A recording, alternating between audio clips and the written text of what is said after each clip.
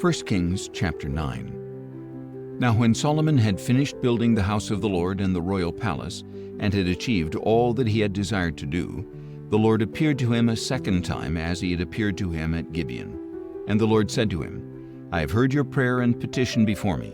I have consecrated this temple you have built by putting my name there forever. My eyes and my heart will be there for all time. And as for you, if you walk before me as your father David walked, with a heart of integrity and uprightness, doing all I have commanded you, and if you keep my statutes and ordinances, then I will establish your royal throne over Israel forever, as I promised your father David when I said, You will never fail to have a man on the throne of Israel. But if indeed you or your sons turn away from following me and do not keep the commandments and statutes I have set before you, and if you go off to serve and worship other gods, then I will cut off Israel from the land that I have given them, and I will banish from my presence this temple I have sanctified for my name. Then Israel will become an object of scorn and ridicule among all peoples. And when this temple has become a heap of rubble, all who pass by it will be appalled and will hiss and say, Why has the Lord done such a thing to this land and to this temple? And others will answer, Because they have forsaken the Lord their God, who brought their fathers out of the land of Egypt, and have embraced other gods, worshiping and serving them. Because of this, the Lord has brought all this disaster upon them. Now at the end of the 20 years during which Solomon built these two houses, the house of the Lord and the royal palace, King Solomon gave 20 towns in the land of Galilee to Hiram king of Tyre, who had supplied him with cedar and cypress logs and gold for his every desire. So Hiram went out from Tyre to inspect the towns that Solomon had given him, but he was not pleased with them. What are these towns you have given me, my brother? Asked Hiram, and he called them the land of Cabul, as they are called to this day. And Hiram had sent the king 120 talents of gold. This is the account of the forced labor that King Solomon imposed to build the house of the Lord, his own palace, the supporting terraces, and the wall of Jerusalem, as well as Hazor, Megiddo, and Gezer. Pharaoh, king of Egypt, had attacked and captured Gezer. He had set it on fire, killed the Canaanites who lived in the city, and given it as a dowry to his daughter, Solomon's wife. So Solomon rebuilt Gezer, Lower Beth-horon, Baalath, and Tamar in the wilderness of Judah, as well as all the store cities that Solomon had for his chariots and horses, whatever he desired to build in Jerusalem, Lebanon, and throughout the land of his dominion. As for all the people who remained of the Amorites, Hittites, Perizzites, Hivites, and Jebusites, the people who were not Israelites, their descendants who remained in the land, those whom the Israelites were unable to devote to destruction, Solomon conscripted these people to be forced laborers, as they are to this day. But Solomon did not consign any of the Israelites to slavery, because they were his men of war, his servants, his officers, his captains, and the commanders of his chariots and cavalry. They were also the chief officers over Solomon's projects, 550 supervisors over the people who did the work. As soon as Pharaoh's daughter had come up from the city of David to the palace that Solomon had built for her, he built the supporting terraces. 3 times a year Solomon offered burnt offerings and peace offerings on the altar he had built for the Lord, burning incense with them before the Lord. So he completed the temple. King Solomon also assembled a fleet of ships at Ezion-Geber, which is near Eloth in Edom, on the shore of the Red Sea. And Hiram sent his servants, men who knew the sea, to serve in the fleet with Solomon's servants. They sailed to Ophir and imported gold from there, 420 talents, and delivered it to Solomon. 1 Kings chapter 10. Now when the queen of Sheba heard about the fame of Solomon concerning the name of the Lord, she came to test him with difficult questions. She arrived in Jerusalem with a very large caravan, with camels bearing spices, gold in great abundance, and precious stones. So she came to Solomon and spoke to him all that was on her mind, and Solomon answered all her questions. Nothing was too difficult for the king to explain. When the queen of Sheba saw all the wisdom of Solomon, the palace he had built, the food at his table, the seating of his servants, the service and attire of his attendants and cupbearers, and the burnt offerings he presented at the house of the Lord, it took her breath away.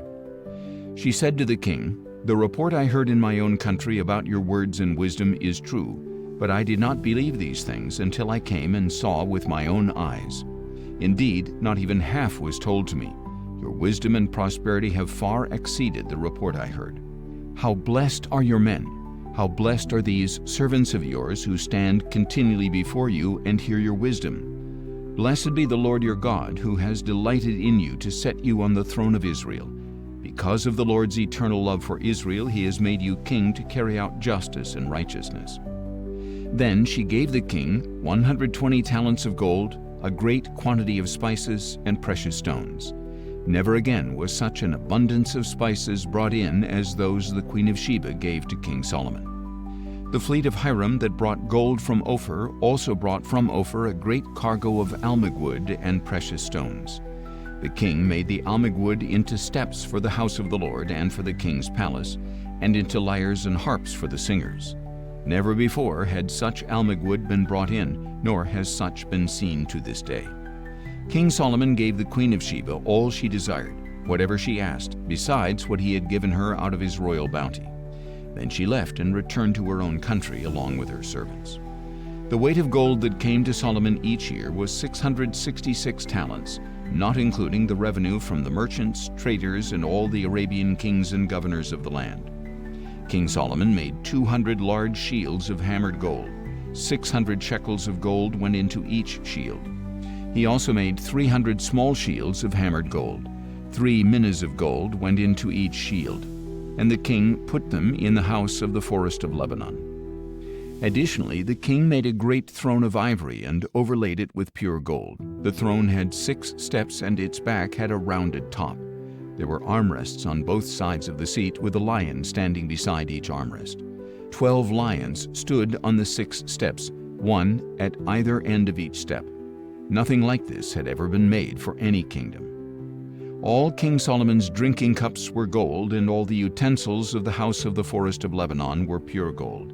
There was no silver, because it was accounted as nothing in the days of Solomon. For the king had the ships of Tarshish at sea with Hiram's fleet, and once every 3 years the ships of Tarshish would arrive bearing gold, silver, ivory, apes, and peacocks.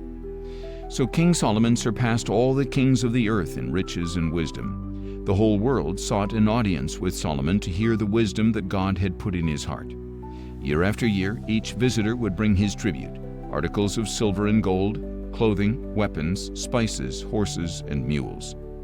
Solomon accumulated 1,400 chariots and 12,000 horses, which he stationed in the chariot cities, and also with him in Jerusalem. The king made silver as common in Jerusalem as stones, and cedar as abundant as sycamore in the foothills. Solomon's horses were imported from Egypt and Cuwe. The royal merchants purchased them from Cuwe. A chariot could be imported from Egypt for 600 shekels of silver, and a horse for 150. Likewise, they exported them to all the kings of the Hittites and to the kings of Aram. 1 Kings chapter 11. King Solomon, however, loved many foreign women along with the daughter of Pharaoh, women of Moab, Ammon, Edom, and Sidon, as well as Hittite women. These women were from the nations about which the Lord had told the Israelites, "You must not intermarry with them, for surely they will turn your hearts after their gods." Yet Solomon clung to these women in love. He had 700 wives of royal birth and 300 concubines, and his wives turned his heart away.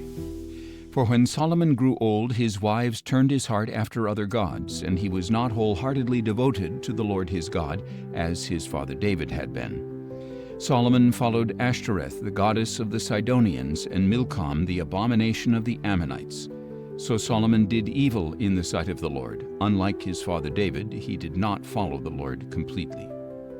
At that time, on a hill east of Jerusalem, Solomon built a high place for Chemosh, the abomination of Moab, and for Molech, the abomination of the Ammonites.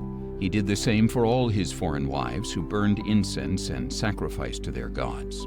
Now the Lord grew angry with Solomon because his heart had turned away from the Lord, the God of Israel, who had appeared to him twice. Although he had warned Solomon explicitly not to follow other gods, Solomon did not keep the Lord's command. Then the Lord said to Solomon, "Because you have done this and have not kept my covenant and my statutes, which I have commanded you, I will tear the kingdom away from you and give it to your servant. Nevertheless, for the sake of your father David, I will not do it during your lifetime. I will tear it out of the hand of your son. Yet I will not tear the whole kingdom away from him. I will give one tribe to your son for the sake of my servant David and for the sake of Jerusalem, which I have chosen." Then the Lord raised up against Solomon an adversary, Hadad the Edomite, from the royal line of Edom. Earlier, when David was in Edom, Joab the commander of the army had gone to bury the dead and had struck down every male in Edom. Joab and all Israel had stayed there 6 months until he had killed every male in Edom. But Hadad, still just a young boy, had fled to Egypt along with some Edomites who were servants of his father. Hadad and his men set out from Midian and went to Paran. They took men from Paran with them and went to Egypt, to Pharaoh, king of Egypt, who gave Hadad a house and land and provided him with food. There Hadad found such great favor in the sight of Pharaoh that he gave to him in marriage the sister of Queen Tahpenes, his own wife. And the sister of Tahpenes bore Hadad a son named Genubath. Tahpenes herself weaned him in Pharaoh's palace, and Genubath lived there among the sons of Pharaoh. When Hadad heard in Egypt that David had rested with his fathers and that Joab, the commander of the army, was dead, he said to Pharaoh, "Let me go, that I may return to my own country."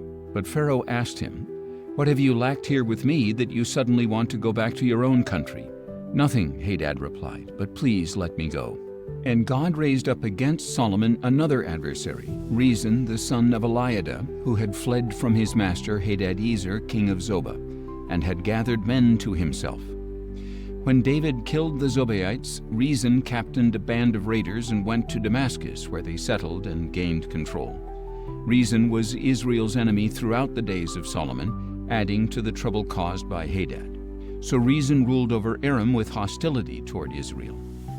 Now Jeroboam, son of Nebat, was an Ephraimite from Zereda, whose mother was a widow named Zeruiah. Jeroboam was a servant of Solomon, but he rebelled against the king, and this is the account of his rebellion against the king. Solomon had built the supporting terraces and repaired the gap in the wall of the city of his father David. Now Jeroboam was a mighty man of valor. So when Solomon noticed that the young man was industrious, he put him in charge of the whole labor force of the house of Joseph. During that time, the prophet Ahijah the Shilonite met Jeroboam on the road as he was going out of Jerusalem. Now Ahijah had wrapped himself in a new cloak, and the two of them were alone in the open field.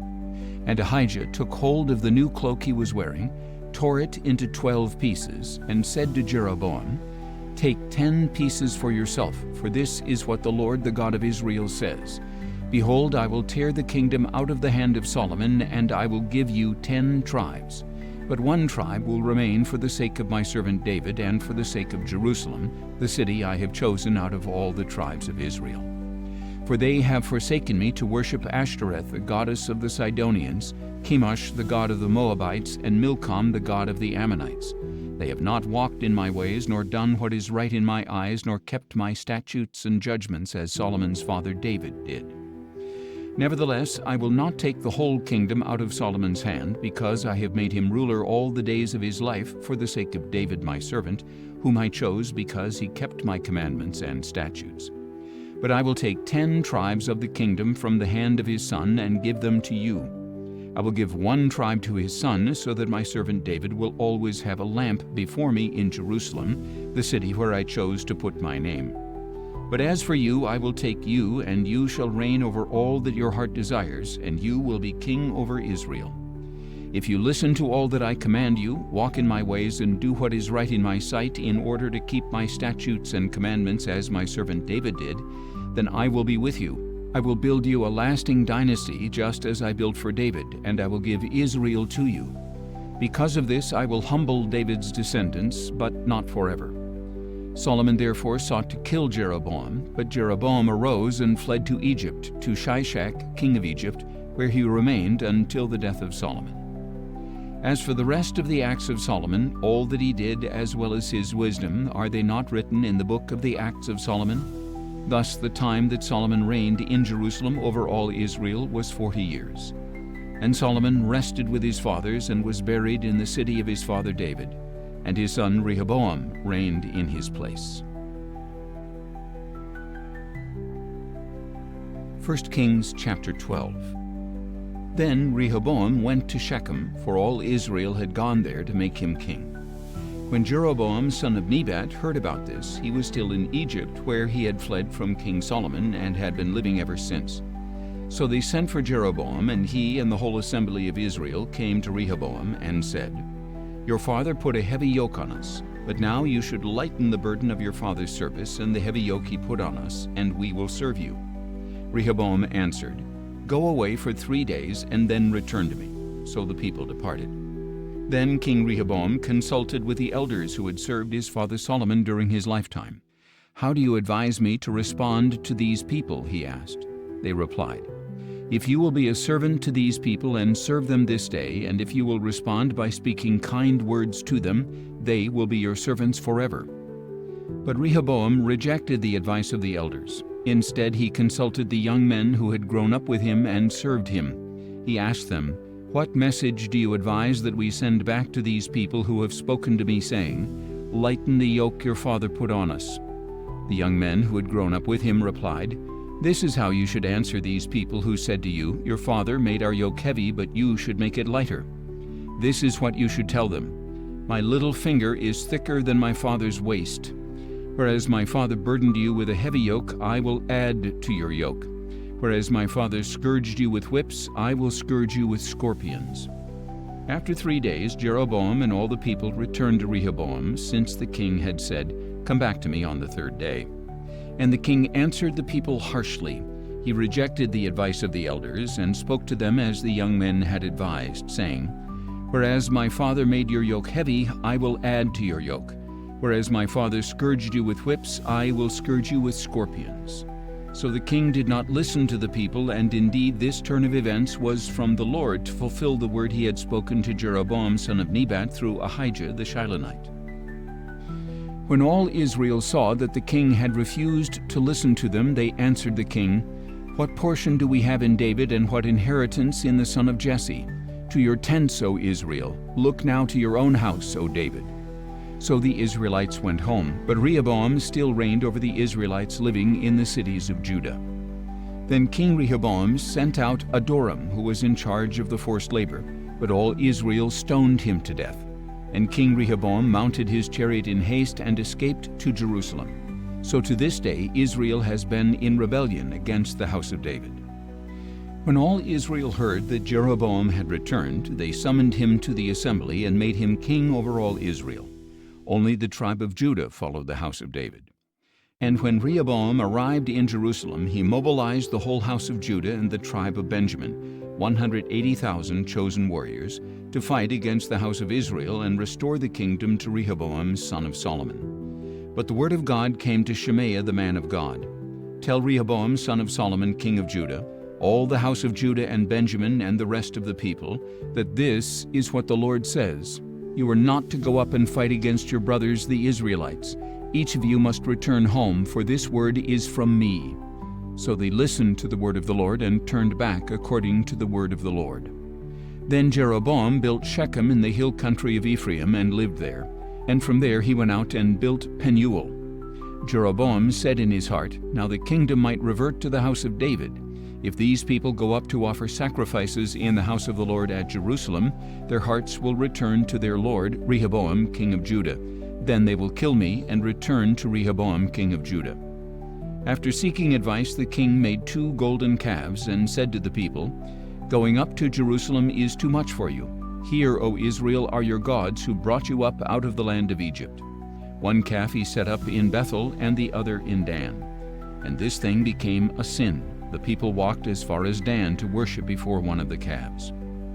Jeroboam also built shrines on the high places and appointed from every class of people priests who were not Levites. And Jeroboam ordained a feast on the 15th day of the 8th month, like the feast that was in Judah, and he offered sacrifices on the altar. He made this offering in Bethel to sacrifice to the calves he had set up, and he installed priests in Bethel for the high places he had set up. On the 15th day of the 8th month, a month of his own choosing, Jeroboam offered sacrifices on the altar he had set up in Bethel. So he ordained a feast for the Israelites, offered sacrifices on the altar, and burned incense.